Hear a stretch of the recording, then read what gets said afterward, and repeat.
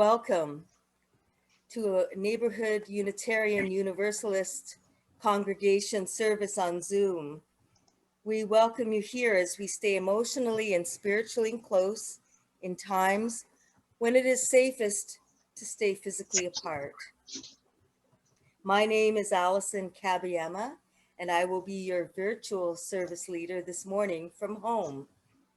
Our musical director, Susanne Maziarz, is in her new space at 310 Danforth, and our minister, the Reverend Wayne Walder, is joining us from Saranac Lake in New York State.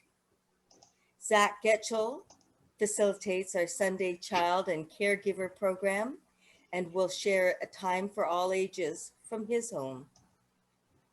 We also have Mike Kozowski and Catherine Campbell, who are doing the Zoom web hosting duties. Thank you to all of them. Some Zoom etiquette, just remember to stay muted and keep chat open for readings and lyrics. And don't send chat messages to everyone during the service. This service is being recorded for the public, both on YouTube and on our new website. Joys and concerns and similar personal moments will be edited out. If you have privacy concerns, you can turn off your camera so you're not seen and rename yourself. Sacred space and cyberspace can be strange bedfellows, and we need your help to bring them together. Now, we have nowhere else to go, nothing else to do. Please shut off all your other apps that might distract, or put your device on Do Not Disturb and be present. This is our threshold moment. Let's enter sacred space together. Let our service begin now. As we light our chalice, I encourage you to light your own personal chalice or candle, or consider holding your hands in the shape of a chalice. As we light our chalice, you may want to light your chalice, but either way, join our choir as we sing.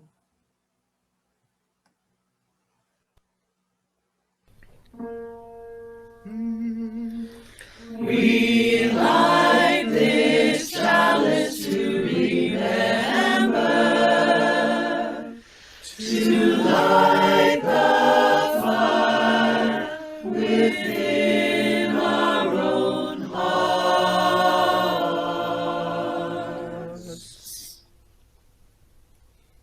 And now for our prelude.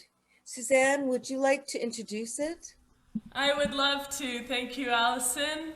Welcome everyone to our service. We're examining the value of community in our service today. And we open the service listening to our own choir community here at Neighborhood, the Neighborhood Spirit Choir, performing a song written by one of our members. And for our prelude this morning, we're going to listen to Light of Love, a song written by Toronto singer-songwriter Lynn Harrison, and bringing together a Canadian UU community. The song was commissioned for the CUC conference this year and brought together singers from Vancouver to Halifax into one Canadian UU singing family to create this video. Hope you enjoy Light of Love by Reverend Lynn Harrison.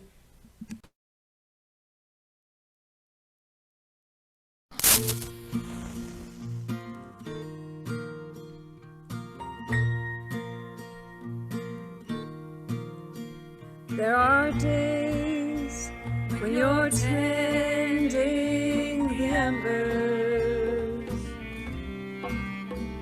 when the flame flickers down to a spark, when the shadows grow long in your wilderness,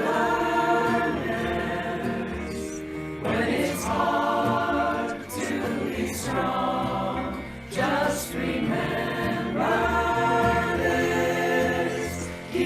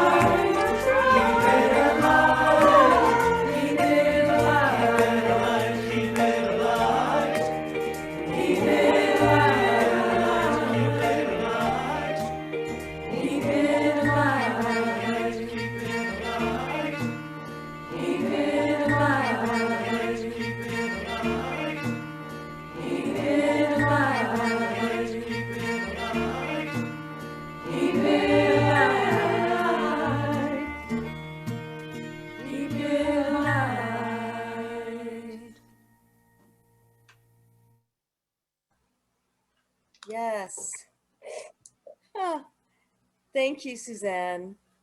Thank you, everyone. So beautiful to see your smiling faces. Good morning and welcome. Today, almost all of us are in our own homes in isolation.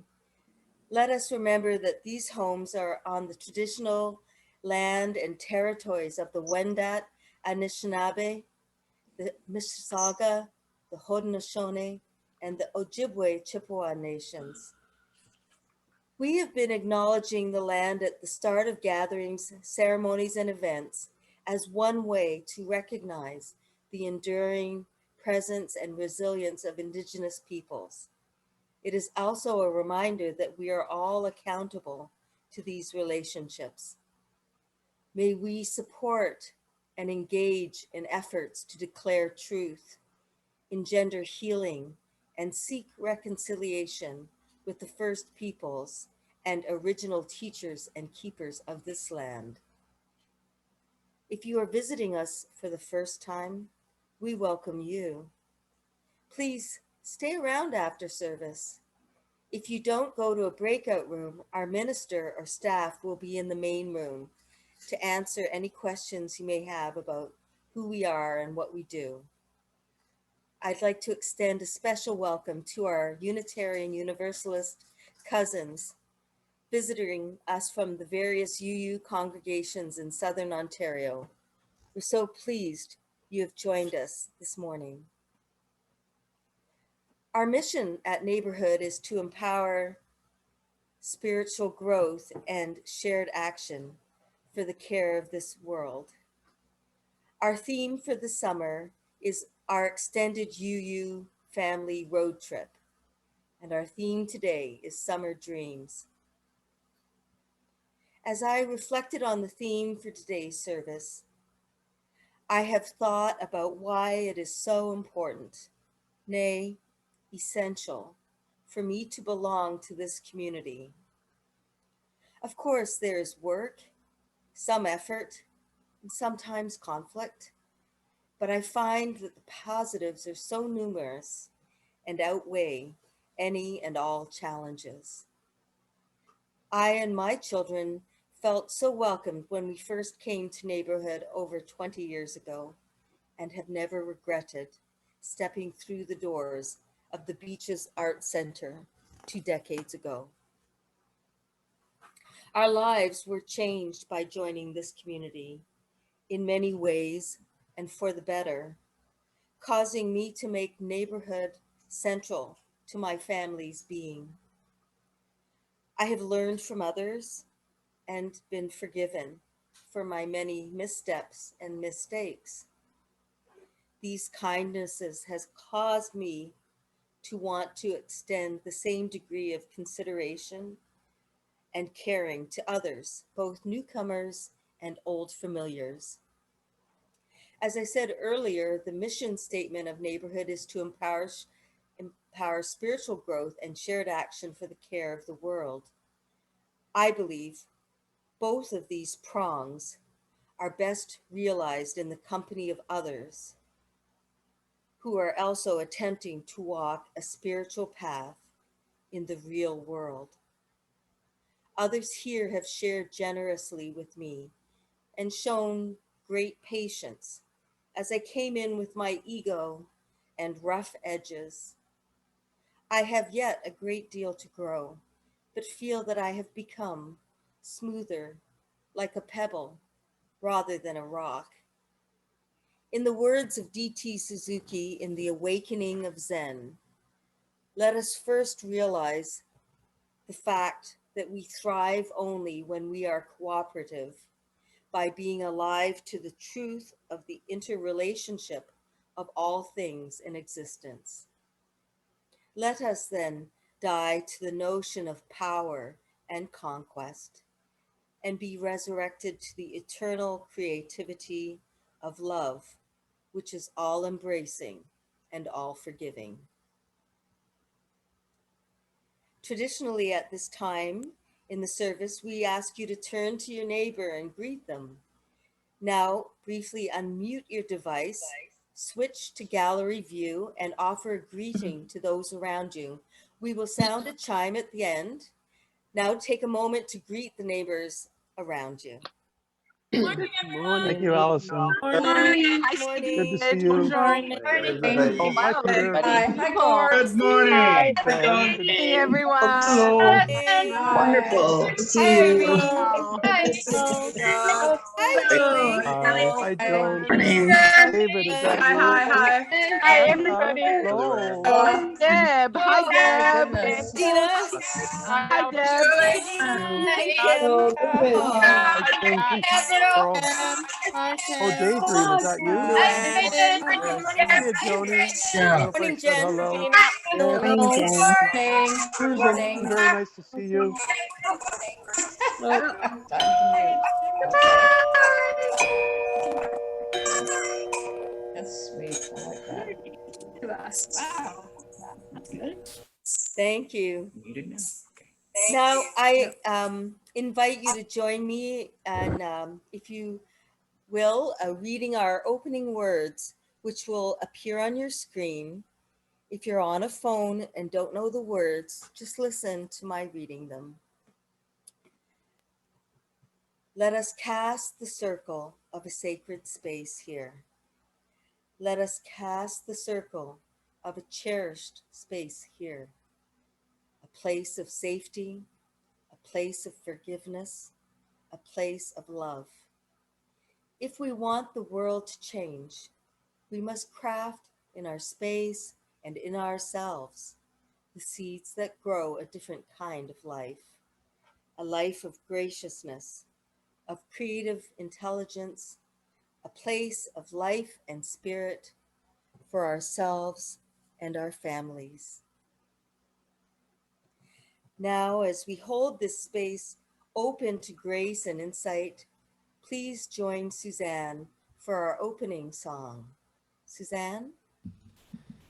Thanks. Our community during the pandemic moved buildings from a building that we'd been in for about 20 years to this building that you see me in now here at 310 Danforth. We share this building with two other spiritual communities, East End United Regional Ministry, a Christian community, and the Danforth Jewish Circle. And together we call ourselves the Danforth Multi-Faith Commons, the DMC. We're looking forward to this larger community finding common ground and things that we can share in our spiritual growth. Already our social action committees and our music programs have found common ground. Last month we recorded the song Prayer Chant, We Resist by American composer Mark Miller. And I'd like to share the video that we made of that song with you. But first I'd like to teach you the song so that you are able to sing along with us.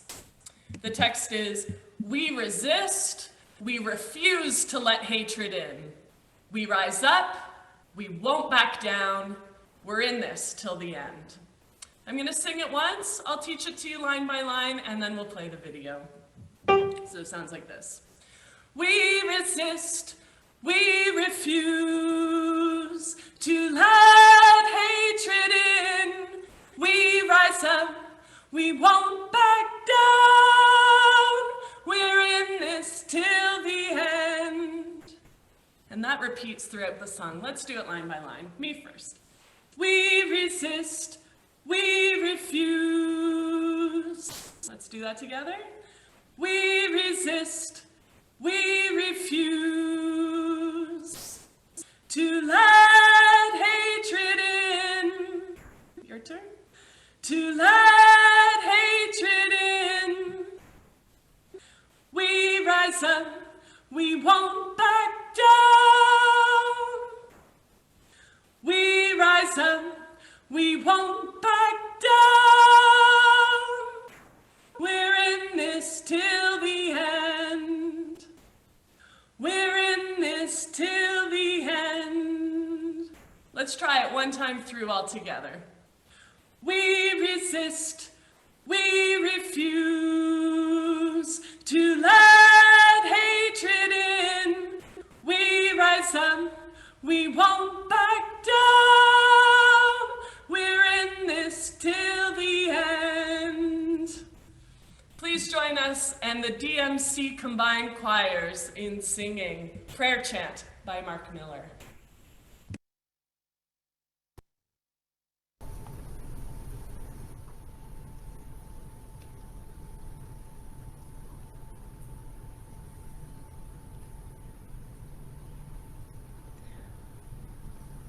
We resist, we refuse to let hatred in. We rise up, we won't back down. We're in this till the end.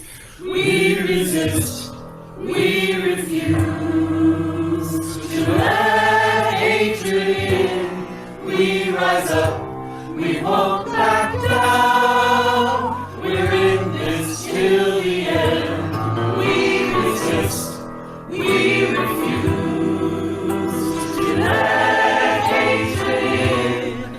We rise up, we won't back down. We're in this till the end.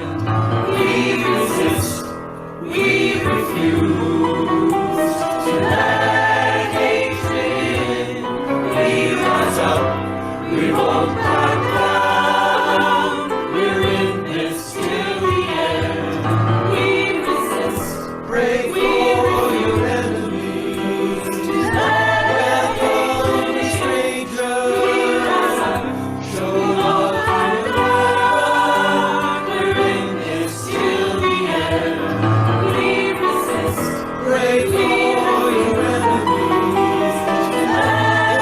Welcome the strangers.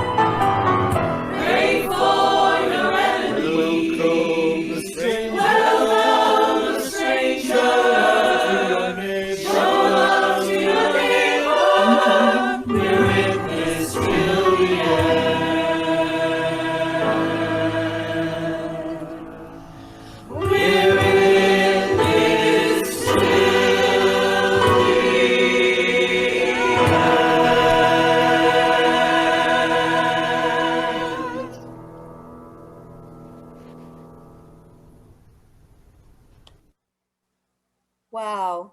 Thank you. Thank you, Susanne. Now, all the young and young at heart, please come up and get close to the screen because Zach has something to share with you. Zach? Good morning, everyone, and a special welcome to you if you're joining us from another congregation this morning, or if you just happen to find this link in some other way. Welcome. I'm glad you could make it in. So this morning, we're going to be talking a bit about community, and we're going to be talking a bit about evolution. Now, you might be wondering, what do those two things have to do with each other? Well, that's what I'm here for. I'm going to be talking about how community fits with evolution. So I'm going to start by asking you to just notice your hand for a moment. Can you feel the bones under your skin, how the muscles and tendons pull when you curl your fingers? They evolved to be able to do that. Now, if you look at the screen, you should see a picture of the bones of a human hand, the bones of a cat's paw, a whale's flipper, and a bat's wing. Notice how they all have the same types of bones in the same basic arrangement. That's proof that these creatures all share what's called a common ancestor, some creature that existed millions of years ago that changed and evolved in many different ways, eventually becoming humans, cats, whales, and bats. So do you think it was just our limbs, just our bones that evolved in similar, if slightly different ways? I don't. Now I'm going to ask you all to switch over to gallery mode, and if you're willing and able, we'll do a little bit of an exercise together. I'm going to invite you to put your arms out and stretch your fingers real wide. Imagine that the skin between your fingers stretches out until it's all connected. We've got bat's wings now. Let's flap together. We're flapping. We're flying together as bats. And what do bats do? The whole community of bats flies off into the night to eat mosquitoes and other bugs together. Let's fly around and catch some bugs together. Sometimes we use our really super strong echolocation to warn each other if we notice owls or other predators in the dark and keep our community safe. And when we're done and we're all full, we fly back to our caves or our hollow trees by the hundreds, and we stick ourselves to the ceilings and we snuggle in close with each other. Comforted by the warmth of our community, we're able to sleep throughout the day. From here, imagine our bodies growing and stretching, inflating like a big, great balloon. We become huge and heavy, and a blowhole opens up on the backs of our necks. And it's okay that we're so huge and heavy because we're surrounded by miles and miles of water. Now we're a pod of whales, all swimming together. The fact that we're so big doesn't matter because there's plenty of space for our community in the sea. And using our great big flippers, we fly through the oceans with all the grace of a bird. We keep our young safely between us, and if the sharks come, we're all ready to protect our community. We come to the surface of the water and blow the extra water out of our blowholes. A big... And as we do that, our bodies shrink. They shrink and shrink and shrink. We grow fur, and our eyes get very sensitive to the light. Claws sprout from our fingers and toes, and suddenly we're all cats. Let's give ourselves a bit of a face rub. Just really feel the cat presence. As cats, we wander the world fierce, proud, and independent. And though we sometimes have trouble getting along with other cats that are like us, something in the back of our head still calls for community. So what do? We find the biggest communities we can, spread across great stretches of land around the whole world. We follow the two legs to their communities and make ourselves their friends. We make ourselves a part of their community, stretch up in their laps, and get all the face rubs we can want. And then, just like that, we're ourselves again, in our own spaces, seeing our own things. You're hearing my voice in this meeting of communities. And I'll leave you with a question to ponder. What do you think? Is it just our bodies, our bones, brains, and hearts that evolve? Or does our sense of community and our need for it and of it evolve as well? I hope you think about it. Thank you for listening. I've been away for a little while. In fact, I just arrived yesterday from Washington, D.C., seeing my children. Summer dreams are times for me when I let my mind wander, and you can see I've already done it. The warm and breezy days offer less focused work to do at home and at the congregation. It makes it easier to hold a quiet mind for me and allow new thoughts to come. This summer, I've been wondering about the challenges, though, of how to keep our spiritual communities thriving. After more than a year of COVID, all of us have had to learn new skills and meet together on digital platforms like we are today. And this means we have to overlook the limitations of connection and contact. When you add the problems of COVID to our dwindling numbers, fewer pledges, difficulty in feeling sacred together, and our occasional lack of focus, it makes it harder to create wonderful UU communities in this secular age. We wonder who will return after COVID is over to our buildings and to our services that we've worked so hard to maintain. I have heard more than one spiritual leader worry about sustainability when we return. Many of my colleagues across denominational lines expect more than 30% of all spiritual communities to close their doors in the next couple of years. So it seems like a perfect time to consider, what will we do next? How will we do it? I am sure many of us have felt this over the years. Can we use our recent enforced isolation to remind ourselves about why we offer spiritual community? And if there are things we might do differently, maybe better, when we return? In my summer dreams, I wonder if this time of returning will include a quiet reformation, where the church, the synagogue, or the temple will evolve to both survive and hopefully thrive. If our world is one world, how do we cherish it and appreciate it and the people who have made it wonderful, beginning in our small communities? One of the things I know in this liminal time is that none of us come to spiritual community to balance the budget. We don't come to clean the kitchen or run the pledge campaign. These things need to be done, but they're not the reasons we actually walk through the doors. And after more than 20 years of helping build this community and a whole life participating in others, I believe people come through the spiritual doors of our buildings, both literally and figuratively, to feel more connected to life. After a tragedy, we come to figure out why it happened and how we can go on. When our secular society offers insipid and hollow reasons for living, we come to find inspiration from our ancestors and spiritual practices to deepen our lives. When we feel alone, we long for people of like mind and heart to become friends, learning how to connect and work with each other even when we step on each other's toes. People who come through our doors want to learn how to better use spirituality in conversation, in friendship, in music, in learning, hoping we will grow in the process. Often, though, in our spiritual communities, we can get distracted from these important reasons for coming together.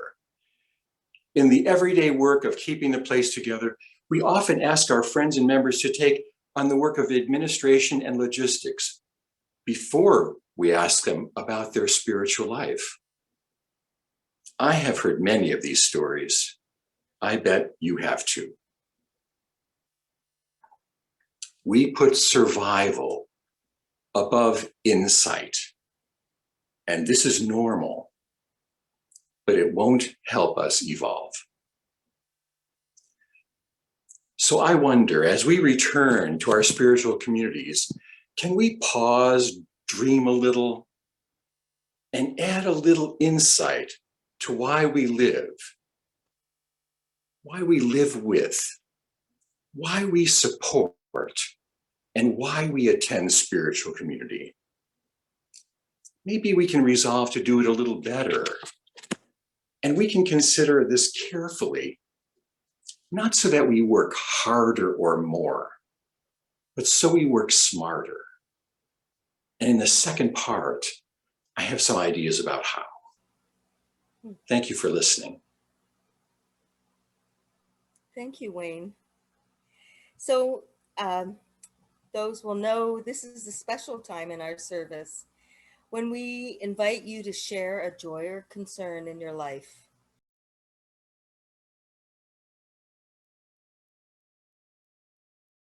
And I'd like to light a candle, a final candle, for all the joys and concerns that remain unspoken in our hearts.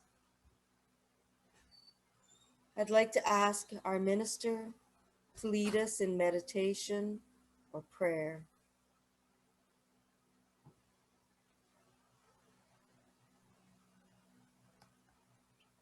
Can we just find a way to just sit quietly, softly? Maybe close your eyes. Find a way to rest your hands that have 1,000 different duties in a day.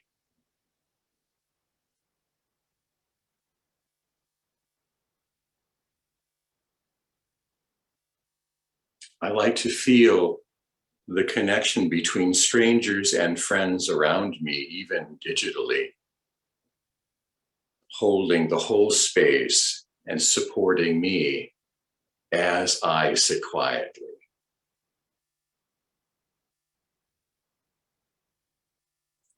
I played this with the kindness in the Washington Cathedral and the kindness of the people there.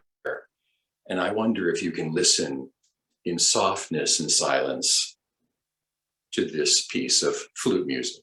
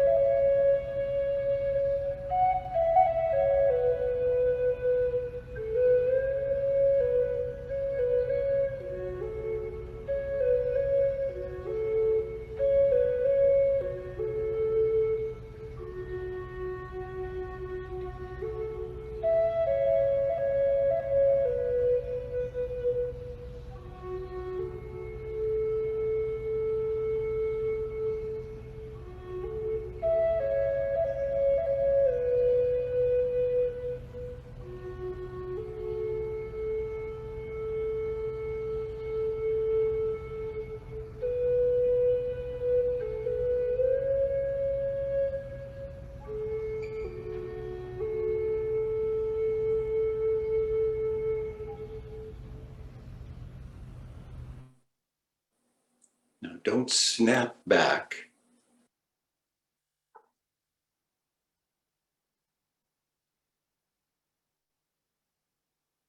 Just bring yourself back slowly and know that that was 4 minutes and 30 seconds.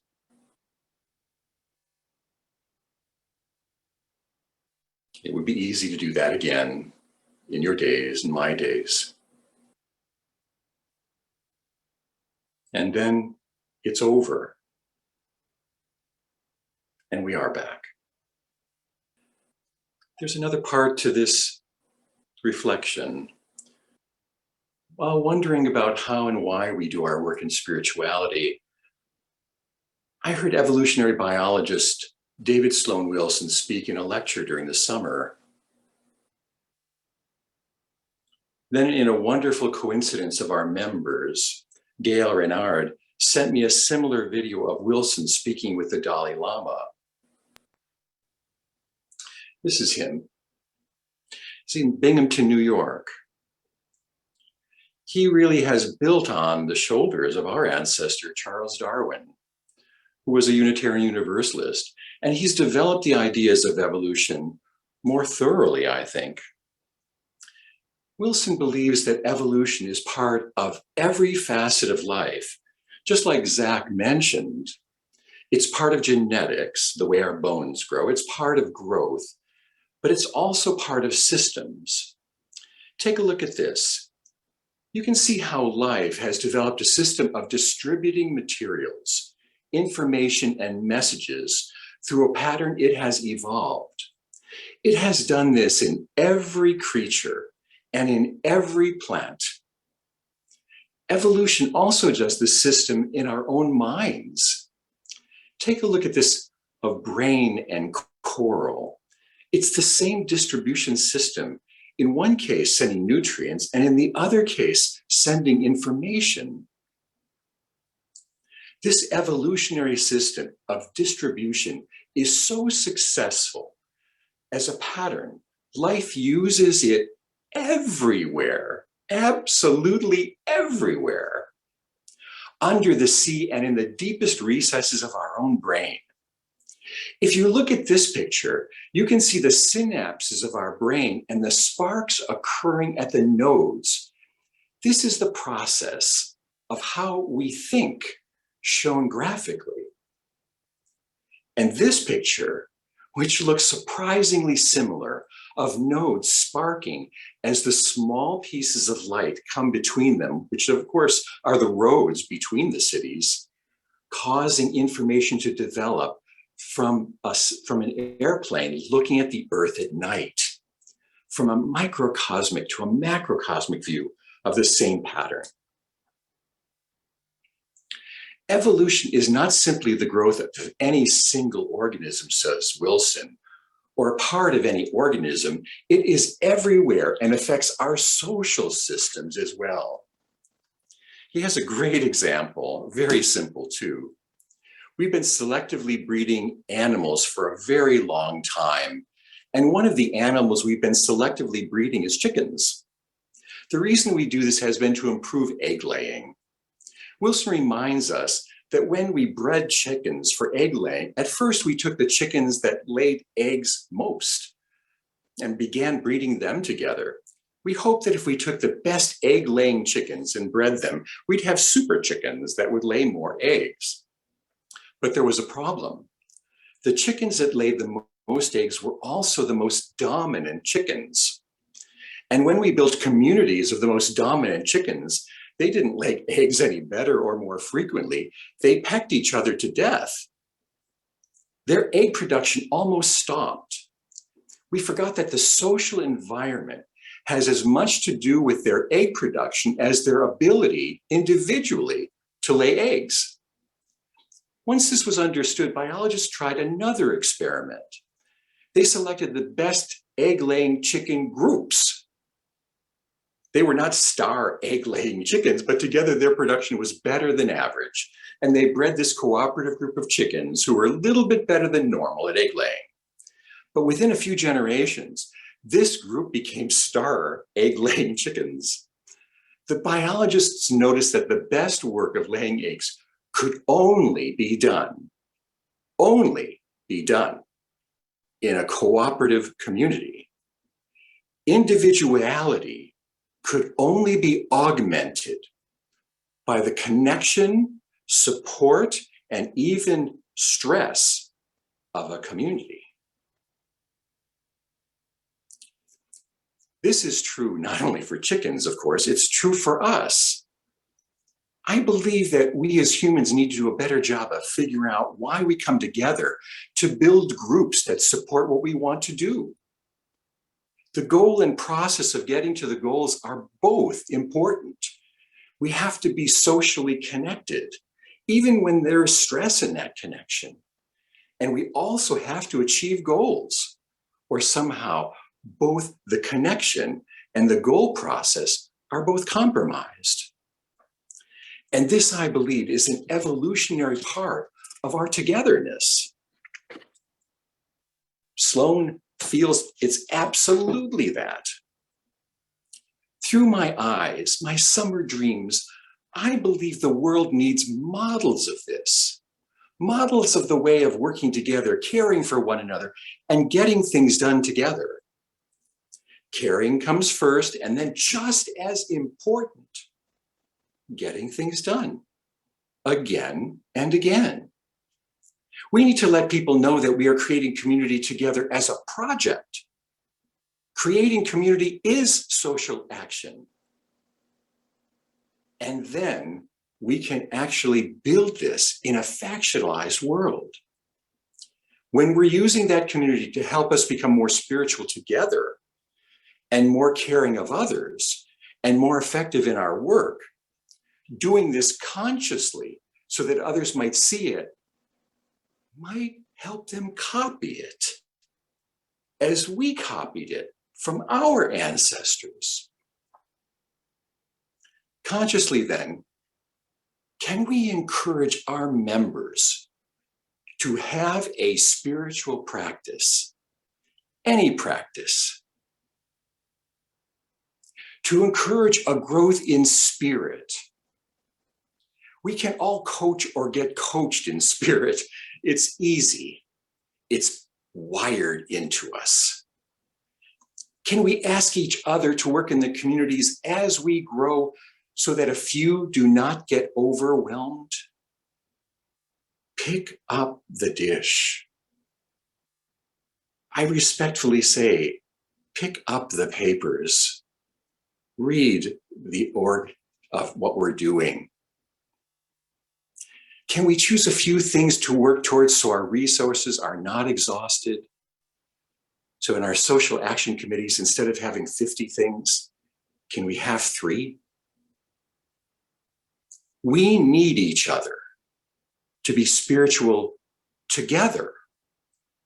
We need each other to be kind together.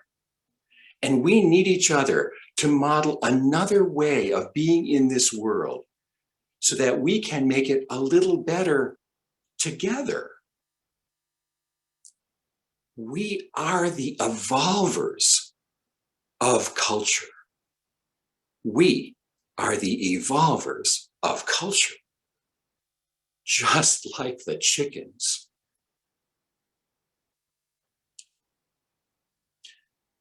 We're trying to do that with the Danforth Jewish Circle and East End United. We have wonderful hopes of doing that, but I'm very, very hopeful that we can do even more. Maybe work with other Unitarian congregations too, because I think we all want to build a nobler world than we have known today.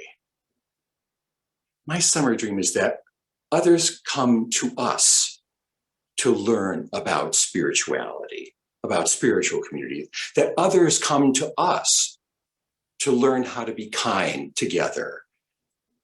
And others come to us to learn how to winnow the mass of agony and grief in the world so we can focus on a few that we can actually make a change in.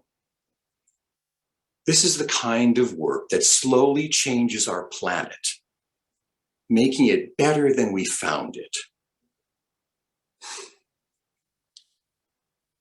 Small steps every day. It's absolutely possible. And thank you so much for coming and listening and participating. Thank you, Wayne. Thank you. In these times of isolation, let us not forget that this congregation is a living entity, and like all living things, it must have nurture and sustenance. If you contribute by pre-authorized withdrawals, thank you. As we contribute to the life of this community, we affirm our lives within it.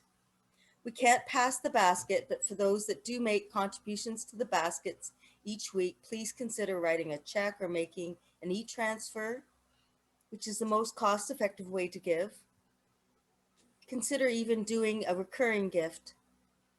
A link is displayed now and in your chat window for you. All you need to do is click on it and it will take you to our donation page. Our guests from other congregations are encouraged to donate to their home congregation. We will now pause and Susanne will play.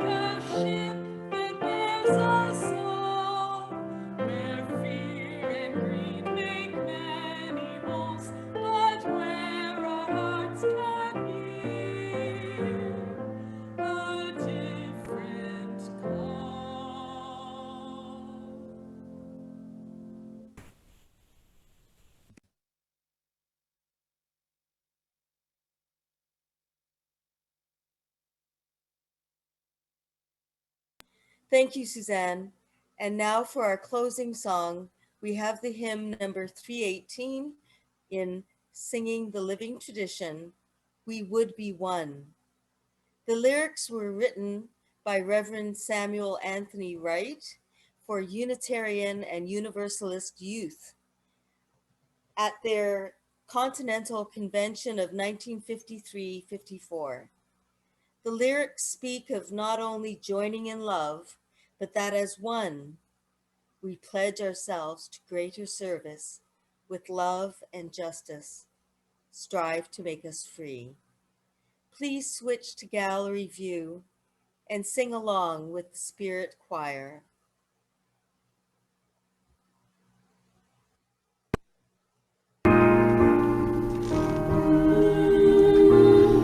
We would be one as now we join in singing our hymn of love to pledge ourselves anew to that high cause of greater understanding of who we are and what in us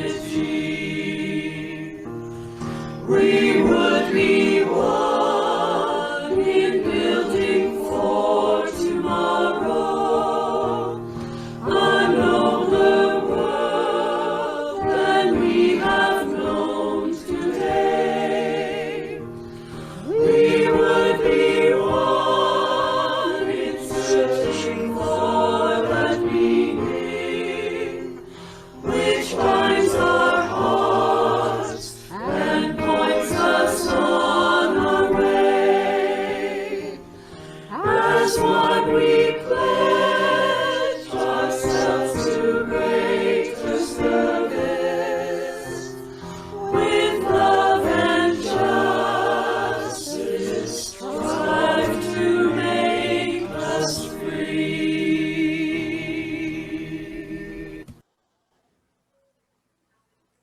Thank you. I invite all of us to sing with our choir as we extinguish our chalice.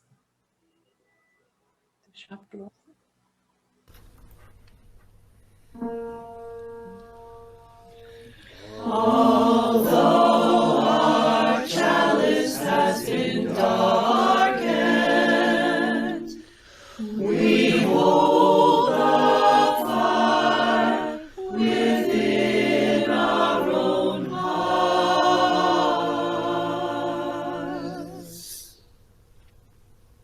Today, I will leave you with this brief quote from Gita Bellin and a blessing. Gita tells us, "The impossible is possible when people align with you.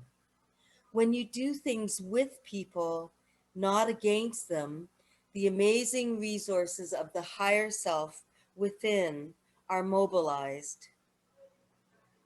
So I wish and I bless you that you may align yourselves with others in your communities and feel the limitless and wonderful benefits. For those of you who do not wish to join a breakout room, thank you for joining us. Everyone who remains here will be asked to join a breakout room. And today's question is, when we return, is there one thing that we can do that matters greatly? If you prefer, just stay in the meeting by saying later to the invitation to join a breakout room. Our minister or a staff member will be there to talk to and to respond to questions you may have. We had a tradition here of circling round and holding each other's hands. Instead, go to gallery view.